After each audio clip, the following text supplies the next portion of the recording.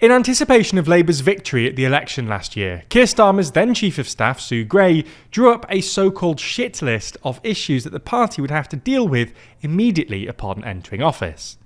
Included on this list was the collapse of Thames Water, which, despite getting close a number of times, has not yet come to fruition. The most recent wobble was early this year, with the organisation coming very close to running out of money.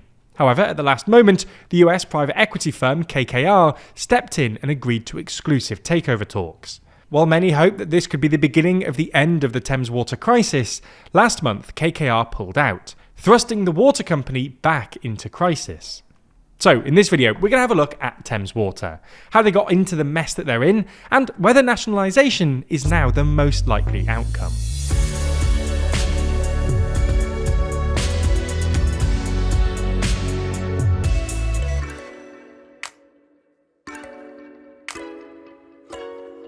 Never miss an episode and always feel in the loop by subscribing and ringing the bell. Now, in order to understand what's going on with Thames Water, we need to go through some history. In 1974, the Conservative Prime Minister Edward Heath established 10 regional water authorities, or RWAs, for England and Wales, which were publicly owned. It was an attempt to create large regional organisations that provided a range of services, from water supply and sewage to land drainage and fisheries. The issue with these RWAs was that they were inefficient and underfunded, something that led to a decline in water quality. This became only more of a problem when the EEC, the predecessor of the EU, introduced new environmental standards. In order to try and meet these new standards, the RWAs would have to spend money they simply didn't have. In order to rectify this, Margaret Thatcher, following her third election victory in 1987, moved to privatise the industry. She argued that this would bring in new investment, which would finance an upgrade of the Victorian-era pipes and, ultimately, improve environmental standards. This is something we'll get back onto later.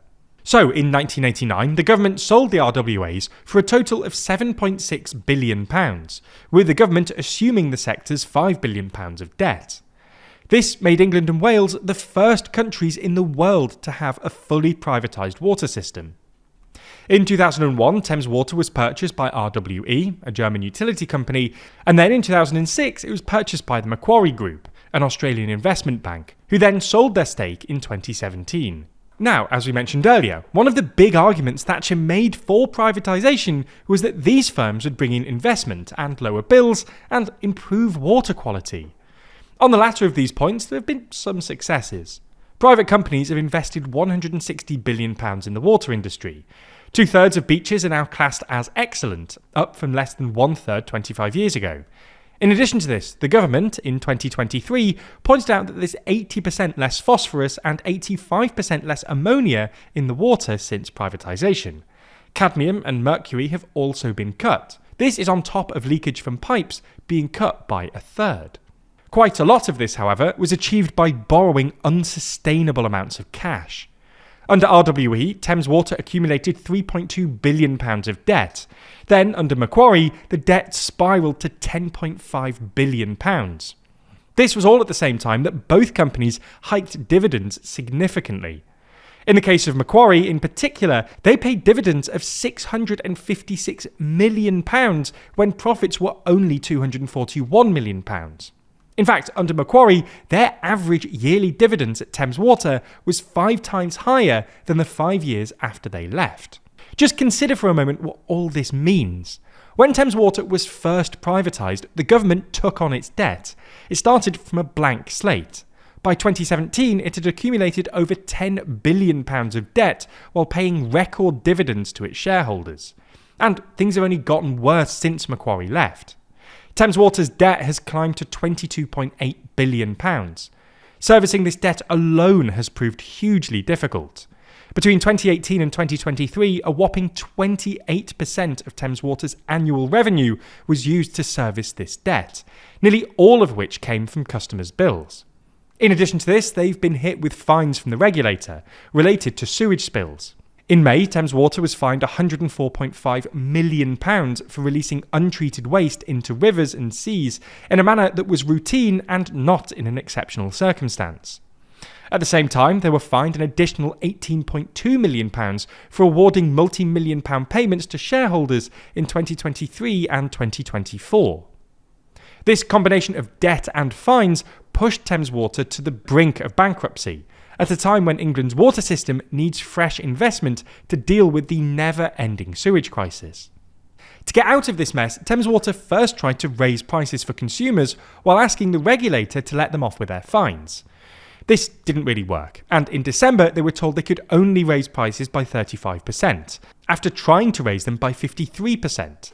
And only last week, the Environment Secretary Steve Reed made it absolutely clear that Thames Water would be given zero leniency on fines for breaking environmental standards.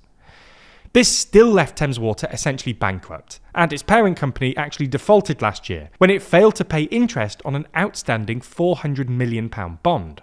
Thames Water then started asking for concessions from its bondholders, arguing that it would go bankrupt if it was required to service its debt in full. Now, all of this is made even worse by the fact that a US private equity firm, Kohlberg Kravis Roberts & Co., or KKR, had been in the process of sounding out purchasing Thames Water. KKR is one of the world's largest private equity firms with more than $160 billion of investments globally, and already is a shareholder at Northumbrian Water. It was suggested that if they completed the purchase, they could invest as much as £4 billion into the water company, which, if combined with big concessions from bondholders, could have saved Thames Water from bankruptcy. However, after weeks of due diligence checks by KKR, in early June they pulled the deal. The Guardian suggested that the KKR deal relied on convincing Ofwat and the Environment Agency to grant the organisation leniency on fines. Clearly, KKR weren't convinced this was going to happen, and following due diligence, the finances looked even worse than they were expecting. So where does that leave Thames Water? Well, the next step seems to be a Special Administration Regime, or SAR, which is essentially temporary nationalisation. This exists as an option of last resort, and would only last until a buyer could be found. The taxpayer would be liable to fund Thames Water's activities during this time, and there's a risk that there would be little investment in the SAR regime, which is why Thames Water itself opposes it. There's also a risk that no buyer could be found at all, and that nationalisation becomes less than temporary. While the SAR regime hasn't been declared yet, it's beginning to look more and more likely, given that Thames Water is swiftly running out of options. The next issue of our magazine, Too Long, is about to publish, and this time it's all about the end of the American order. In that section, we unpack everything from the collapse of the democratic norms in the US to the decline in American soft power, and if the US can maintain its dominance in energy and technology.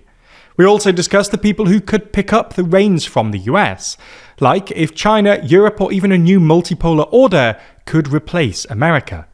This magazine is our longest ever, coming in at 76 pages, all full of our best journalism as well as thought-through analysis. That goes beyond the US too, with more than half of the magazine dedicated to other topics, from Germany's new focus on military might, the offshoring of migrants around the world, how Nigel Farage could become Britain's next Prime Minister, or our section where we ask a handful of experts what's really driving anti-establishment sentiment around the world. You can pre-order a copy of Too Long from our website right now, or you can subscribe to make sure you never miss an issue going forward. And if you do, you'll also get 20% off every copy as long as you're subscribed. Plus, just this week, if you use code AmericanOrder, you'll get an additional 20% off any subscription, bringing the price down to as little as £6.40. So pre-order your copy now to get yourself all of that extra content and support all the journalism that we do at TLDR every day.